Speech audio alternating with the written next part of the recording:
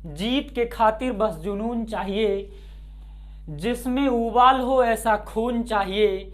यह आसमां भी आएगा जमीन पर, बस इरादों में ऐसा जुनून चाहिए। जीत के खातिर बस जुनून चाहिए, जिसमें उबाल हो ऐसा खून चाहिए। यह आसमां भी आएगा जमीन पर, बस इरादों में ऐसा जुनून चाहिए। पानी को बर्फ में बदलने में वक्त लगता है, ढले हुए सूरज को निकलने में वक्त लगता है। थोड़ा और धीरज रख, थोड़ा और जोर लगाता रह, किस्मत के जंग लगे दरवाजे को खुलने में वक्त लगता है। पानी को बर्फ में बदलने में वक्त लगता है, ढले हुए सूरज को निकलने में वक्त लगता है। थोड़ा धीरज रख, थोड़ा और जोर लगाता रह, किस्मत के जंग लगे दरवाजे को खुलने में वक्त लगता है। नमस्कार दोस्तों, मैं कृष्णा स्वागत करता हूं अपने YouTube चैनल माइंड सेट करो पर। आज के सेशन में मैं क्लास 10th का दो चर वाले रैखिक समीकरण का लेसन एनसीईआरटी बुक्स के लिए लेसन 3 को समझाने वाला हूं। तो क्लास 10वां के लिए आज का वीडियो काफ़ी इम्पॉर्टेंट होने वाला है। बिना स्किप करते हुए अगर आप इस पूरे सेशन को अटेंड करते हैं तब आप दो चर वाले रैखिक समीकरण का चैप्टर आसानी तरीके से समझ सकते हैं।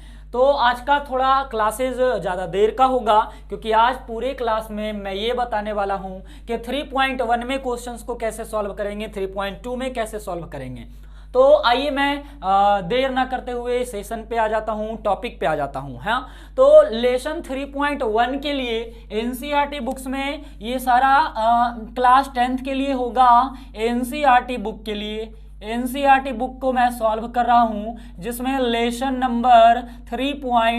3 से स्टार्ट कर मैं अंत तक का पूरे लेसन का सवाल कंप्लीट कराने वाला हूं। जैसा कि मैं विथ एग्जांपल्स आपको सॉल्व कराने वाला हूं, जो एग्जाम की दृष्टि से काफी महत्वपूर्ण होने वाला है। मैं पेज नंबर 45 का बात कर रहा हूं। यहां पर एक एग्जाम्पल से क्वेश्चन है, मैं इसको देखता हूं कि एग्जाम्पल क्या कहता है, उदाहरण नंबर 1 क्या कहता है। हाँ, किताब की मदद से मैं सवाल पढ़ रहा हूं और यहां पर देख रहे होंगे कि क्वेश्चन जो है आपका शो हो रहा होगा।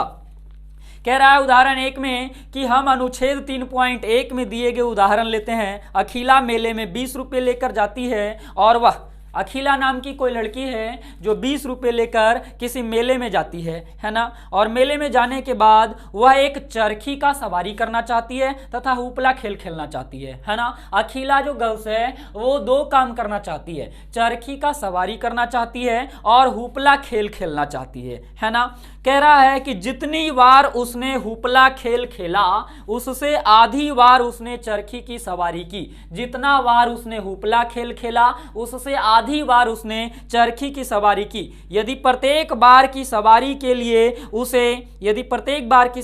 लिए उसे 3 रुपया तथा हुपला खेल खेलने के लिए उसे 4 रुपया खर्च करना पड़े। यहाँ पे थोड़ा क्वेश्चंस में गलती है, आप सुधार लीजिएगा। हुपला खेल खेलने के लिए उसे 3 रुपया खर्च करना पड़ता है और प्रत्येक बार चरखी की सवारी करने के लिए उसे 4 रुपया खर्च करना पड़ता है। तो आपको बताना है कि हुपला खेल खेलने के लिए उसे एक बार खेलने के लिए कितना रुपया देना पड़ता है और चरखी की सवारी करने के लिए उसे कितना रुपया देना पड़ता है ना। मतलब जैसा कि क्वेश्चन है, आपको मैं समझाने का प्रयास कर रहा हूं कि अखिला नाम की कोई गर्ल्स है जो मेले में 20 रुपया लेकर जाती है। टोटल 20 रुपया लेकर वो मेले में जाती है ना। और इस 20 रुपया में वो दो काम करना चाहती है। एक तो वो चरखी की सवारी करना चाहती है, ये कोई झूला होगा जिस पर वो सवारी करना चाहती है। और एक तो वो हुपला गेम खेलना चाहती है। हुपला खेल मतलब रिंग जो है किसी वस्तु पे फेंकना होता है, जिससे कि अगर वो रिंग किसी वस्तु पर चला जाता है तो वो वस्तु आपको मिल जाता है। तो इसको कहते हैं हम लोग उपला खेल। तो ये 20 रुपये में दोनों कंप्लीट करना चाहती है, जिसमें दिया हुआ है कि जितनी बार वह उपला खेल खेलती है, जितनी बार वह हुपला खेल खेलती है उसकी आधी बार वह चरखी की सवारी करती है ना। और चरखी की सवारी जब ये करती है तो चरखी की सवारी करने के लिए प्रत्येक बार के लिए, है ना, प्रत्येक बार के लिए जो है ये 3-4 रुपया इसको देना पड़ता है। चरखी की सवारी करने के लिए प्रत्येक बारी से कितना देना पड़ता है? चरखी की सवारी करने के लिए 4 रुपया, और हुपला खेल खेलने के लिए इसे एक बार हुपला खेल खेलने का 3 रुपया लगता है। तो 20 रुपए में आखिर कितना बार चरखी की सवारी करेगी और कितना बार हुपला का खेल खेलेगी, यही आपको बताना है। क्वेश्चन में आपको समझा दिया। अब मैं सॉल्यूशन की बात करता हूं। जितना बार हुपला खेल खेली है उसके आधी बार इन्होंने चरखी की सवारी की है। अगर ये हुपला खेल 8 बार खेली है तब ये चरखी की सवारी 8/2 बार की होगी, है ना। अगर ये हुपला खेल 10 बार की होगी, तब ये चरखी की सवारी 10/2 बार की होगी, क्योंकि आधी बार की है ना। अगर हुपला खेल ये 100 बार की होगी, है ना, कितने बार? 100 बार की होगी, तब ये जो चरखी की सवारी की होगी वो 100/2 बार की होगी, है ना। तो यहां पे इस तरह के क्वेश्चन को सॉल्व करने के लिए हमें सबसे पहले मानना पड़ता है। मान लिए, माना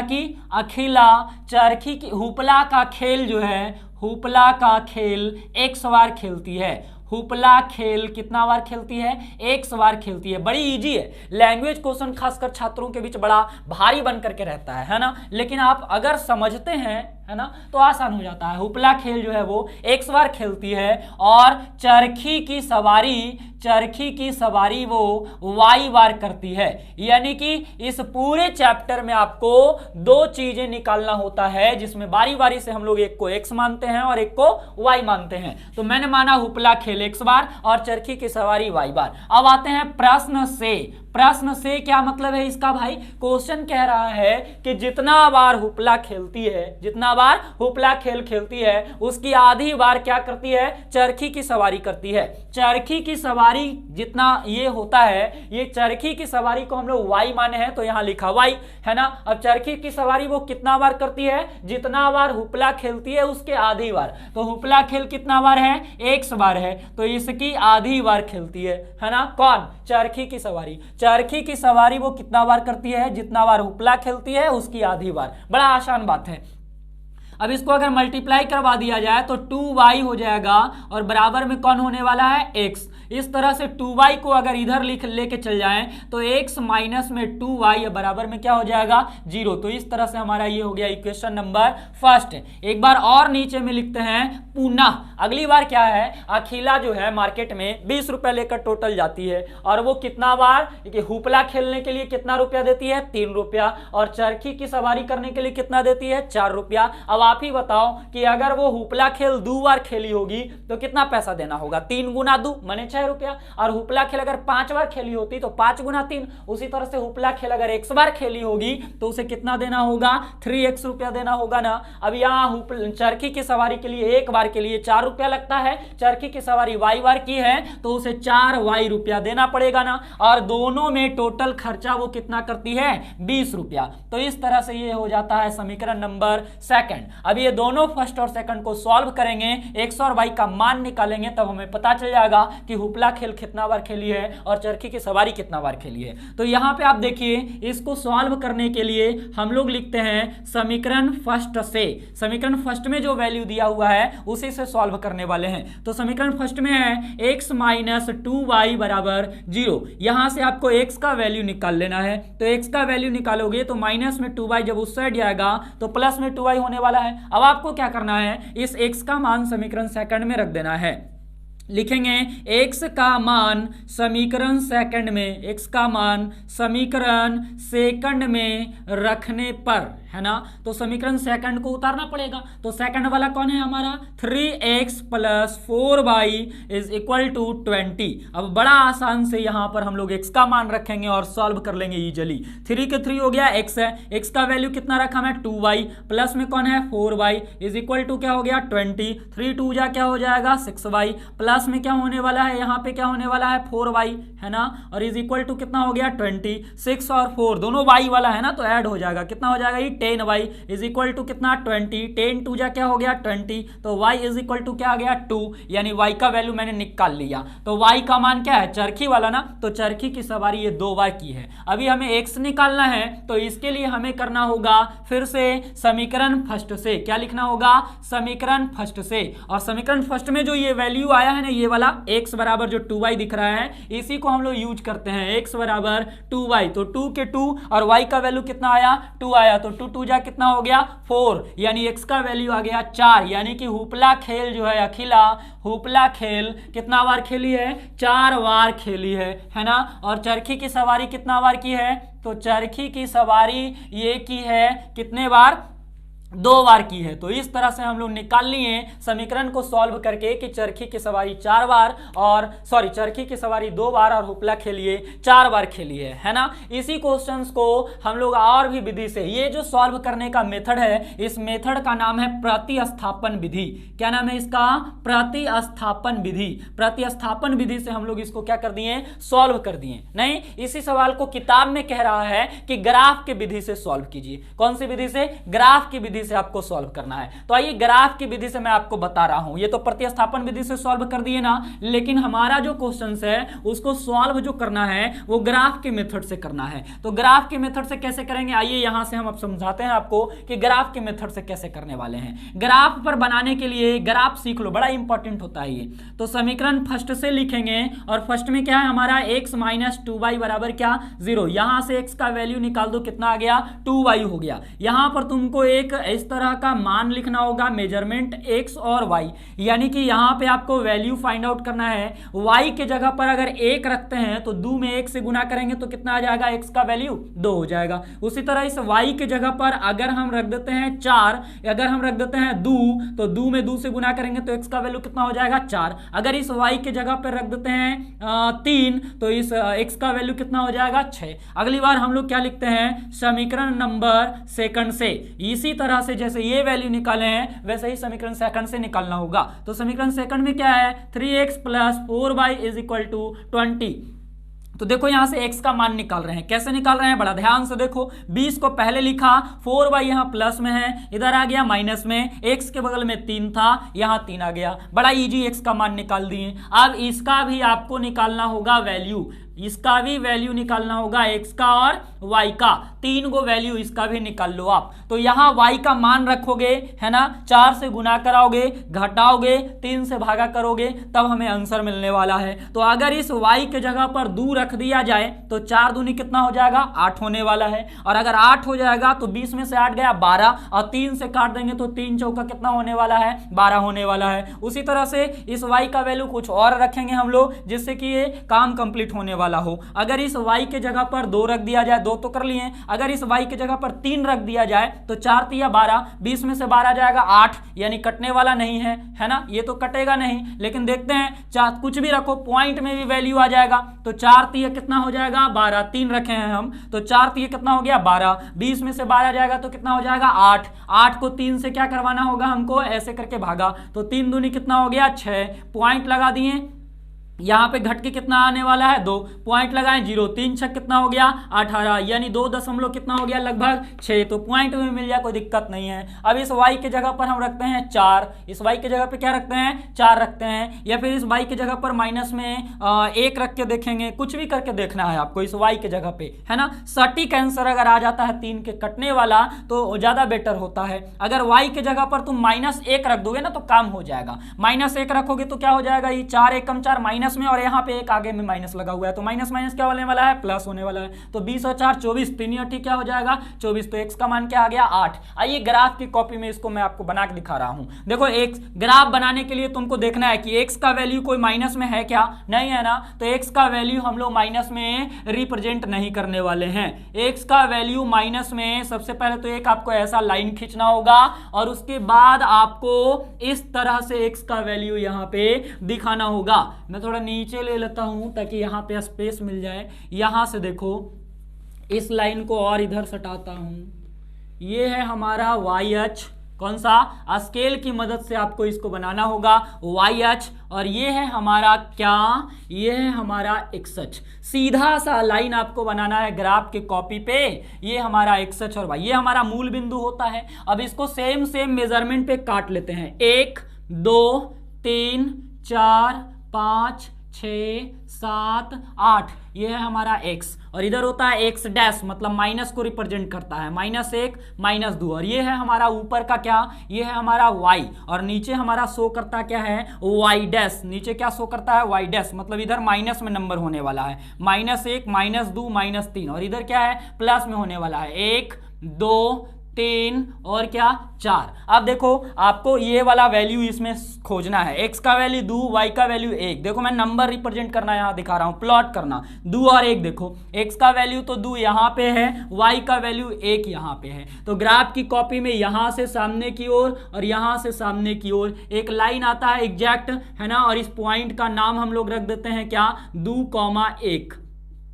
x का वैल्यू पहले लिखते हैं, यहाँ 4 और 2 है तो x का वैल्यू 4, y का वैल्यू 2, यहाँ पे आ जाएगा एक पॉइंट 4 के सामने और 2 के सामने, ये हो गया 4, क्या 2 होने वाला है। फिर क्या है 6,3, यानी x का वैल्यू 6 और y का वैल्यू कितना है 3 है, तो यहाँ पर एक पॉइंट आने वाला है 6 और 3 का, लिख दो यहाँ पे 6,3। अब इस लाइन को, इस तीनों पॉइंट को स्केल की सहायता से आपको क्या करना है, मिला देना है। ये जो है ना एक ही लाइन पर आपका आएगा, अगर स्केल रखोगे तो। ये एक लाइन तो मैंने बना दिया, अब इसको बनाओगे 4 और 2, तो 4 और 2 तो यहीं पे होने वाला है, 2.6 और 3, 2.6 ध्यान से देखो कैसे होता है, 2 और 3 के बीच एक बड़ा लाइन होता है, इसके बीच 4 छोटा लाइन होता है और इसके बीच भी 4 छोटा लाइन होता है, तो 2.6 हम लोग निकालते हैं तो यहाँ पे आता है, और 3 की ओर इसको बढ़ाना है, 2.6 और यहाँ पे ला दिए हम लोग क्या 3, ये हो गया हमारा 2.6 और 3। अगली बार है हमारा 8 - 1, 8 यहाँ है, -1 यहाँ पे होने वाला है, तो ये 8 - 1 हो गया। अब स्केल की सहायता से ये तीनों लाइन पॉइंट को आपको क्या करना है, इस तरह से मिला देना है ना।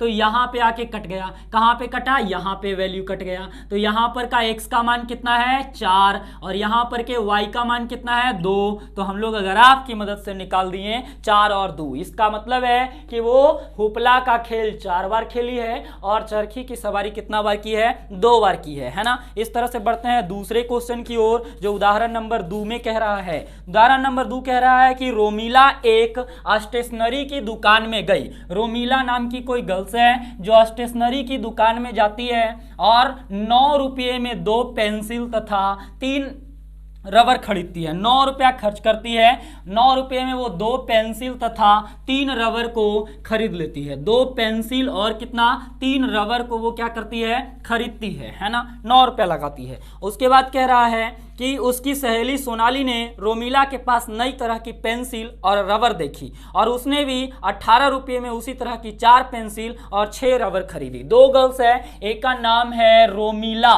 और एक का नाम है सोनाली। ये दोनों गर्ल्स क्या करती है, रोमिला नाम की जो लड़की है ये 9 रुपया में 2 पेंसिल खरीदती है, 2 पेंसिल खरीदती है और 3 रबर खरीदती है। और सोनाली भी इसके पास नया तरह का पेंसिल रबर देखकर 18 रुपया में 4 पेंसिल खरीदती है और 4 पेंसिल के साथ साथ 6 रबर खरीद लेती है। तो इस स्थिति को आपको ग्राफ के रूप में क्या करना है, व्यक्त करना है ना। तो देखते हैं क्या मैटर है इसका। तो इस तरह के सवाल को सॉल्व करने के लिए हमें फिर से वही काम करना होता है। लिखेंगे क्या, माना की, और माना की में क्या लिखेंगे, यहाँ देखो पेंसिल निकालना है, रबर निकालना है कि एक पेंसिल का क्या कीमत है और एक रबर का क्या कीमत है। तो यहाँ पर लिखेंगे माना की एक पेंसिल का जो कीमत होने वाला है यहाँ पे वो कितना होने वाला है, 100 रुपया मान लेगा, है ना, मैं आपको पहले ही बताया। और रबर है तो एक रबर का जो है दाम कितना हम लोग रखने वाले हैं, एक रबर का कीमत यहाँ पे रखने वाले हैं हम लोग कितना रुपया,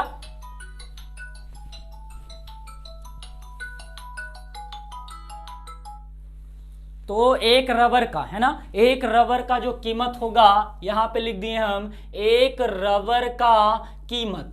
तो एक रबर का कीमत कितना हो गया हमारे पास वाई रुपया। एक पेंसिल का कीमत हो गया x रुपया और एक रबर का कीमत कितना हो गया y रुपया। अब यहां पर देखते हैं हम अकॉर्डिंग टू क्वेश्चन यानी कि प्रश्न से 9 रुपया लगाती है, 2 पेंसिल खरीदती है तो 2 पेंसिल का दाम कितना हो जाएगा 2x। अगर एक पेंसिल का दाम x रुपया है तो उसी तरह से ये 3 रबर खरीदती है तो 3 रबर का दाम कितना हो जाएगा 3y और टोटल कितना रुपया लगाती है 9 रुपया, है ना। एकदम इजी है। अब इसका तुम तुरंत से कॉलम निकाल लो यहाँ पे, या तो पहले x का मान निकाल दो। तो x का मान निकालोगे तो 9 माइनस में 3y और जो x के बगल में है वो नीचे आने वाला है। अब यहाँ पर हम x और y का मान रखने वाले हैं। यहाँ है हमारा x और y, इस तरह से अगर पार्टिसिपेट करें और y का अगर वैल्यू रखें, है ना, तो यहाँ पर y का कोई सा वैल्यू रख दिया जाए और x का वैल्यू निकाल लिया जाए, है ना। तो यहाँ पे हम लोग निकालने वाले हैं। तो y का मान अगर यहाँ पे रखते हैं हम 0, y का मान क्या रखते हैं 0, तो ये पूरा पार्ट तो हमारा 0 हो जाएगा। 2 को 9 से भागा करवा देंगे, कितना आ जाएगा 4.5। अगली बार इस y के जगह पर अगर 1 रख दिया जाए तो 3 एकम क्या हो जाएगा 3, और 3 और 9 को घटा देंगे तो कितना आ जाएगा 6, है ना। 3 घट जाएगा तो 6 और 2 से काट देंगे तो 2 ये कितना हो गया 6। उसी तरह से इस y के जगह पे रखो 2, तो y रखोगे तो 3 दूनी कितना हो गया 6 और 9 में से 6 घटेगा तो 3 2 से भागा कराएंगे तो 1 क्या हो जाएगा 5। आते हैं पुनः यानी अगेन दूसरी बार सोनाली के लिए 4 पेंसिल खरीदती है तो कितना रुपया लगेगा इसको 4x रुपया लगेगा। 6 रबर खरीदती है तो कितना लगेगा 6y लगेगा और बराबर में कितना हो गया 18 रुपया। 4 यहाँ और 6 यहाँ, तो ये दोनों में से हम लोग चाहें तो 2 कॉमन कर सकते हैं तो 4x यहाँ पे कितना हो जाएगा 2x और ये 2 कॉमन कर लिए तो कितना हो गया 3y और बराबर में कितना हो गया 18। 2 से काट देंगे तो 2 नमक कितना हो गया 18, तो यहाँ पे आ गया 2x प्लस 3y बराबर 9। आपको क्या देखने को मिल रहा है कि दोनों सेम चीजें हैं, यानी यहां x का वैल्यू निकालेंगे तो 9 माइनस 3y और बटा में क्या हो गया 2। यहां पर भी अगर कॉलम निकाला जाए तो सेम ही आएगा ना x और y का। यहां पे 4.5 और 0 हो जाएगा, 3 और 1 1.5 और 2। जब ऐसा क्वेश्चन आता है तो इसका ग्राफ जो होता है ना वो संपाती होता है। दोनों समीकरण अगर सेम आ जाए तो इसका ग्राफ कैसा होता है संपाती होता है। मैं पहले की क्लास में बता चुका हूं हाँ कि संपाती कब होता है, समानांतर कब होता है और प्रतिच्छेद कब होता है। तो यहां पे मैंने बना दिया ग्राफ की कॉलम, यहां ले लिया मैंने 1, यहां ले लिया 2, यहां हो गया 3, यहां 4 5, ये है हमारा x और इधर में क्या होता है x डैश होता है, माइनस को रिप्रेजेंट करता है। इधर हमारा माइनस वाला होता है इसलिए y डैश रिप्रेजेंट कर रहे हैं। इधर हो गया हमारा 1 2 3 और क्या 4, तो हमको ये वैल्यू रख देना, एक ही वो लाइन बनेगा 4.5 और 0, तो मूल बिंदु यहाँ हमारा 0 है। 4.5 बोल रहा है तो 4 और 5 के बीच में जो लाइन होगा यहीं पे होने वाला है, क्योंकि इसका y 0 है ना। जिसका भी y का वैल्यू 0 वो x अक्ष पर होगा, x का वैल्यू 0 y अक्ष पर ही होगा। 3 और 1 ऐसा नहीं होगा, 3 है हमारा x और y है हमारा 1, तो ये पॉइंट यहाँ पे आने वाला है। चलो इसका नाम रख दो, इसका नाम हो गया 4.5 और 0 और इसका नाम होने वाला है 3,1। अगली बार 1.5 और 2 है तो 1.5 हमारा यहाँ पे होने वाला है, 1 और 2 के बीच में 1.5 हो गया और इसको 2 तक लेके जाएंगे ऊपर, ये हमारा 1.5 कॉमा क्या हो गया 2। यहाँ भी सेम चीजें हैं, इसी पर आएगा। यानी लाइन हमारा स्केल से अगर मिला देंगे तो इस तरीके का आ जाएगा, है ना। दोनों तरफ से इसको घेर देंगे और बीच में एक और तीर का निशान देंगे जो ये शो करता है कि दोनों के दोनों समीकरण इसी पर है ना। तो इस तरह से हम लोग इसको ग्राफ पे क्या कर दिए रिप्रेजेंट कर दिए। ये था हमारा उदाहरण नंबर क्या 2। अगली बार हम लोग देखते हैं उदाहरण नंबर 3 का क्या सवाल कहता है। 3 नंबर सवाल बड़ा ही आसान है, कह रहा है कि 2 रेल पटरी है जिसमें दोनों का समीकरण दिया हुआ है। इस बार क्वेश्चन लैंग्वेज का नहीं है, इस बार क्वेश्चन आपका दिया हुआ है इक्वेशन। तो यहाँ पे जो सवाल है ये ऑलरेडी आपको समीकरण निकाल कर दिया हुआ है, मतलब ये लैंग्वेज क्वेश्चन नहीं है। x प्लस में 2y माइनस में 4 इज इक्वल टू 0 और 2x प्लस 4y माइनस में 12 इज इक्वल टू 0। तो ये दोनों जो है एक समानांतर पटरी को, रेल का जो ट्रैक होता है उसका जो पटरी होता है उसको शो कर रहा है। तो रेल का पटरी है तो वो तो समानांतर जाएगा ही जाएगा, है ना। तो आपको जो है इसको ग्राफ पे रिप्रेजेंट करके दिखाना है है कि क्या ये लाइन समानांतर है या नहीं है ना, मतलब ग्राफ पे ही बनाना है आपको। समानांतर तो होगा ही क्योंकि ये दोनों रेखाएं समानांतर पटरी के लिए है, रेल ट्रैक के लिए है। तो ये मैं आपको ग्राफ पे रिप्रेजेंट करने के लिए पीछे भी 2 सवाल में बताया हूँ जस्ट, और अभी भी बता रहा हूँ। यहाँ पे ग्राफ पे रिप्रेजेंट करने के लिए आपको सबसे पहले लिखना पड़ेगा क्या, समीकरण नंबर फर्स्ट से। तो समीकरण जो है इसका वो क्या है, x प्लस में 2y और माइनस में 4 इज इक्वल टू 0। तो यहाँ से आप x का वैल्यू निकालोगे तो 4 माइनस में, जब उस साइड जाएगा तो प्लस में, 2y यहाँ पे प्लस में होने वाला, इधर आ गया तो माइनस में। इस तरह से अगर हम लोग देखें तो x और y का वैल्यू यहाँ से हम लोग निकाल सकते हैं। तो x और y का वैल्यू अगर निकाला जाए तो यहाँ y का वैल्यू पुट करेंगे अगर, तो y का वैल्यू अगर 0 रखते हैं तो x का मान क्या हो जाएगा 4, और अगर y के जगह पे 1 रखते हैं तो x का वैल्यू 2 होगा, और y का वैल्यू अगर यहाँ पे हम लोग 2 रखेंगे तो x का वैल्यू क्या हो जाएगा 0 हो जाएगा ना। अब हम लोग समीकरण नंबर सेकंड में आते हैं, और समीकरण सेकंड से देखते हैं कि समीकरण सेकंड का इक्वेशन क्या है, 2x प्लस में 4y और माइनस में 12 इज इक्वल टू 0। तो यहाँ से x का वैल्यू फाइंड आउट करेंगे तो क्या होने वाला है, माइनस में 12, जब उस साइड जाएगा तो किस चीज़ में हो जाएगा, प्लस में 12, और 4y यहाँ प्लस में है तो इधर आने वाला है माइनस में 4y हो गया, और अपॉन में क्या हो गया 2। तो यहाँ पे भी अगर हम लोग कॉलम निकाल दें x का और y का तो क्या होने वाला है, यहाँ पे अगर y का वैल्यू 0 रख दिया जाए तो ये तो फंक्शन 0 हो जाएगा ना, और 2 को अगर 12 से करेंगे तो 2 छक कितना हो गया 12। अब इसी तरह से इस y का एक और कोई वैल्यू रखने वाले हैं हम लोग, तो y के जगह पे अगर 1 रख दिया जाए तो 4 हो जाएगा, नहीं घट गया तो 8 हो जाएगा, और 2 4 जा 8 हो जाता है। तो इसी तरह से अगर इस y के जगह पर हम लोग 3 रख दें तो 4 ये कितना हो जाएगा, ये 12, तो 12 में से 12 गया क्या हो गया 0 हो गया। अब हम लोग इसको ग्राफ पे रिप्रेजेंट करते हैं कि क्या होने वाला है। अगर ग्राफ की कॉपी पे हम लोग देखें तो ग्राफ एकदम स्मार्टली बनाना है, यानी कि आपको यहाँ देखना है कि वैल्यू क्या है, वैल्यू के हिसाब से यहाँ पे ड्रा करने वाले हैं, यानी फालतू कोई लाइन इधर उधर नहीं खींचने वाले हैं हम लोग। x का वैल्यू और y का वैल्यू माइनस में रिप्रेजेंट नहीं हो रहा है, कोई भी ऐसा वैल्यू नहीं है जो माइनस में दिख रहा हो, तो हम लोग ना ये लाइन को ज्यादा लंबा बनाएंगे और ना ये, इसको कहते हैं स्मार्टली तरीके से बनाना है ना। तो ये y डैश शो कर रहा है और ये x डैश शो कर रहा है क्योंकि माइनस में है, तो माइनस में है तो इधर वेस्ट करने से कोई फायदा है नहीं, इधर हमारा x सच हो जाएगा और ये हमारा y को रिप्रेजेंट करेगा। तो x की सबसे बड़ी वैल्यू 6 है, तो यहां ज्यादा दूर भी नहीं जाना है आपको, 1 2 3 और ये लाइन को बस 6 तक जो है एडजस्ट कर लेंगे, 4 5 और क्या होने वाला है 6 होने वाला है। तो ये हो गया हमारा, और ये शो किसको कर रहा है x को, ये हमारा मूल बिंदु है और इसका वैल्यू जो होता है वो 0 होता है।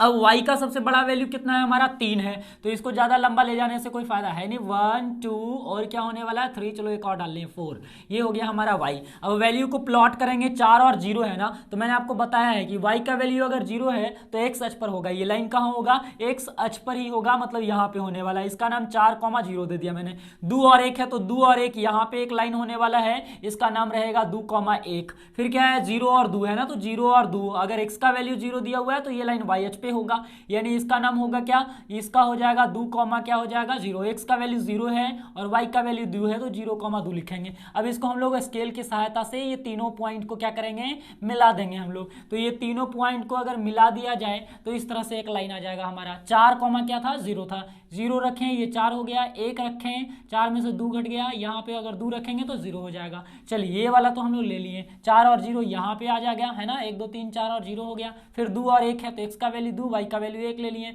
फिर 0 और कॉमा में 2 ले लिए, तो ये एक लाइन आ गया। इस तरह से हम इसका ग्राफ बना दिए। अब इसको देखते हैं, 6,0 है तो 6,0 तो यहाँ पे आने वाला है, इसका नाम रख दिए 6, क्या 0, 4 और 1 बोल रहा है तो 4 और 1 यहाँ पे आने वाला है ना, तो ये हो गया हमारा 4, क्या 1 हो गया। उसके बाद जो हमारा नंबर है वो 0,3 है, इसका मतलब यहाँ पे आने वाला है, तो इसका जो लाइन मिलने वाला है वो इस तरीके का है। तो आप देख सकते हैं कि ये दोनों लाइन एक दूसरे के क्या है, बिल्कुल समानांतर है। ये बोर्ड पर इस तरीके का दिख रहा है, लेकिन अगर आप ग्राफ की कॉपी पे बिल्कुल सेम तरीके से रिप्रेजेंट करते हैं तो आपको ये समानांतर दिखेगा, है ना। तो इस तरह से हम लोग उदाहरण 3 कंप्लीट कर लिए और बढ़ते हैं हम लोग लेसन प्रश्नावली 3.1 में, है ना। तो 3.1 का क्वेश्चन क्या कह रहा है, ये सारे क्वेश्चंस को आपको बीजगणितीय एवं ग्राफीय रूप में व्यक्त करना है, यानी इसको सबको आपको ग्राफ में बनाना है और बीजगणितीय रूप में आपको रिप्रेजेंट करना है। मतलब इस तरह का समीकरण लाना है 2 गो और उसको ग्राफ पे बना करके आपको क्या कर देना है, व्यक्त कर देना है, ग्राफीय रूप में व्यक्त कर देना है ना। तो आते हैं हम लोग 3.1 में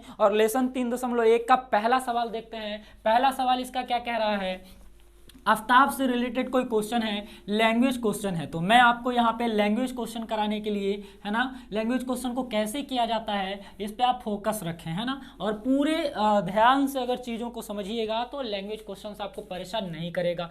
तो यहाँ पे पहला सवाल लेसन का है 3.1 का। ये क्या है, सवाल क्या कह रहा है कि आफ्ताब अपनी पुत्री से कहता है 7 वर्ष पूर्व मैं तुमसे 7 गुनी आयु का था। क्वेश्चन यहाँ पे शो हो रहा होगा, 7 गुनी का आयु का था, अब से 3 वर्ष बाद मैं तुमसे केवल 3 गुनी आयु का रह जाऊंगा। इस स्थिति को बीजगणितीय एवं ग्राफीय रूप में व्यक्त कर रहा है। आफ्ताब है और उसकी पुत्री है ना, आफ्ताब और उसकी पुत्री, और आफ्ताब अपने पुत्री से कहता है कि 7 वर्ष पूर्व। देखो लैंग्वेज क्वेश्चंस में तुमको उम्र वाला में ध्यान रखना है, पूर्व का मतलब होता है पहले, और पहले के लिए हम लोग करते क्या है माइनस, और पश्चात के मतलब होता है बाद में, और बाद के लिए हम लोग क्या करते हैं प्लस। यानी कि 7 साल पहले की बात कर रहा है तो हम लोग 7 साल पीछे चल जाएंगे यानी माइनस कर जाएंगे, है ना। तो ऑलवेज इस तरह के क्वेश्चंस में आपको एक को x मानना पड़ता है और एक को y मानना पड़ता है। तो यहाँ पे भी मैंने लिखा क्या, माना कि आफ्ताब का उम्र जो है, आफ्ताब का उम्र कितने साल हो जाएगा, 1 वर्ष हो जाएगा। ये आफ्ताब का उम्र हो गया, है ना।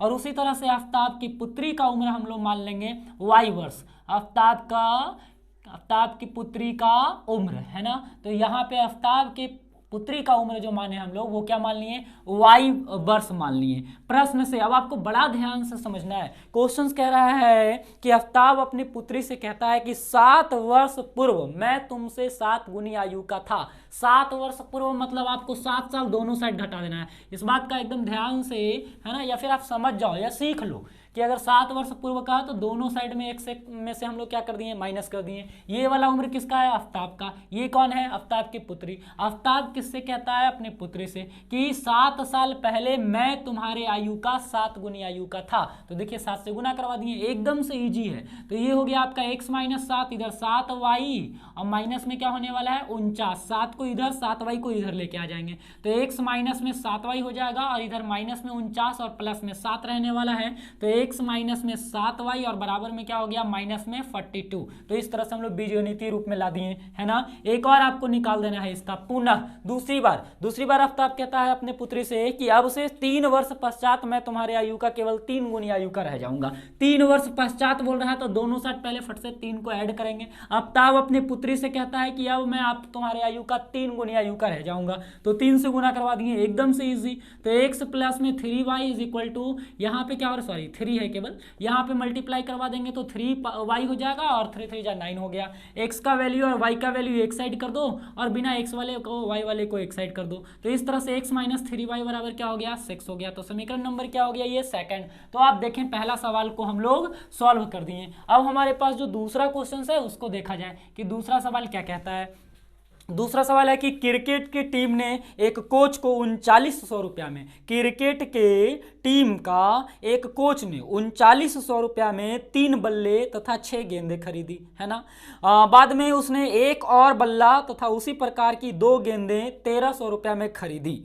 इस स्थिति को बीजगणितीय तथा ज्यामितीय रूप में व्यक्त कीजिए। क्रिकेट का कोई कोच है और वो कोच जो है 3900 रुपया में 3 बल्ला और 6 गेंद खरीदता है। 3900 रुपया लगाता है और इस 3900 रुपया में वो 3 गो खरीदता है बल्ला और 2 गो खरीदता है गेंद। 3 बल्ला और क्या, 6 गेंद, है ना, 3900 रुपया में। बड़ा आसान क्वेश्चन होता है ये वाला इस टाइप का। और यहाँ पे है 1300 रुपया में, आपको 1300 रुपया में भी खरीद रहा है ये, 1300 रुपया में 2 गेंदे खरीद रहा है और तथा 1 बल्ला, उसने एक और बल्ला तथा उसी प्रकार की 2 गेंदे, 1 बल्ला खरीद रहा है और 2 गेंद खरीद रहा है और इस बार 1300 लगा रहा है। तो हम लोग फिर से बड़ा ही आसान है, ये लिखेंगे माना कि 1 बल्ला का दाम जो है इसका, 1 बल्ला का कीमत होने वाला है यहाँ पे x रुपया, और उसी तरह से 1 गेंद का जो कीमत होने वाला है, 1 गेंद का कीमत वो कितना होने वाला है, y रुपया। एक तो हमारा x रुपया है और दूसरा हमारा y रुपया है। आते हैं अकॉर्डिंग टू क्वेश्चन यानी कि प्रश्न से, कितना बल्ला, 3 बल्ला खरीदा है। तो जब 1 बल्ला का दाम x रुपया तो 3 बल्ला का दाम 3x हो जाएगा। 6 गेंद बोल रहा है, 1 गेंद का दाम y रुपया तो 6 गेंद का दाम 6y हो जाएगा। बराबर में कितना होने वाला है, 3900 रुपया लग रहा है इसको, है ना। ना। तो यहाँ से 3 अगर कॉमन कर लिया जाए तो ये हो जाएगा 100, 3 दूनी 6, ये हो जाएगा 2y और बराबर में कितना 3900, 13 ये कितना हो जाता है 39। तो x प्लस 2y का वैल्यू जो होने वाला है वो 1300 होने वाला है और ये हो गया हमारा समीकरण नंबर फर्स्ट। पुनः दूसरी बार क्या होता है 1300 रुपया में एक बल्ला 2 गेंद, तो एक बल्ला का दाम 1 रुपया, 2 गेंद का दाम 2y रुपया और बराबर में कितना लगता है 1300। समीकरण नंबर क्या हो गया सेकंड।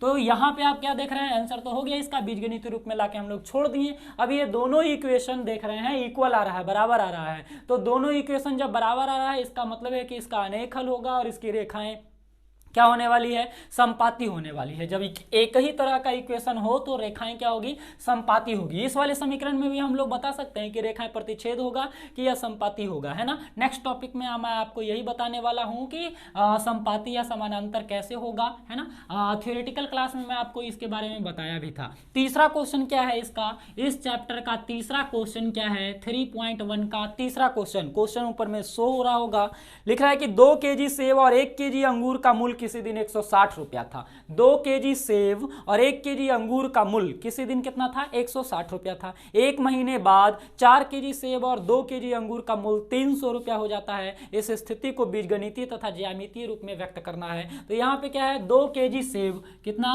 2 केजी सेब और कितना है 1 केजी अंगूर और इसका रेट जो है किसी दिन 160 रुपया था। अगली बार एक महीने के बाद 4 केजी सेब और 2 केजी अंगूर का मूल्य 300 हो जाता है। बड़ा इजी क्वेश्चन होता है ये लैंग्वेज में। हमको यहाँ पे मान लेना है फट से, माना कि 1 केजी सेब का दाम जो है 1 केजी सेब का दाम कितना रहेगा 100 रुपया रहेगा और 1 केजी अंगूर का दाम कितना रहेगा y रुपया रहेगा। तो इस तरह से अगर हम लोग देखें तो 2 केजी यहाँ पे क्या है 2 केजी क्या है सेब है, तो 2 केजी सेब का दाम क्या होने वाला है 2x। 1 केजी का दाम 100 रुपया तो 2 केजी का 2x प्लस 1 केजी अंगूर है तो 1 केजी अंगूर का दाम y रुपया बराबर में क्या होने वाला है 160। ये क्या हो गया हमारा समीकरण नंबर फर्स्ट। इसी तरह से हम लोग पुनः में देखेंगे तो पुनः में क्या है 4 केजी सेब है तो 4x लगेगा, 2 केजी अंगूर है तो 2y लगेगा बराबर में कितना हो गया 300। समीकरण नंबर क्या हो गया सेकंड। तो ये सारे सवाल को हम लोग क्या किए, ये सारे सवाल को जो है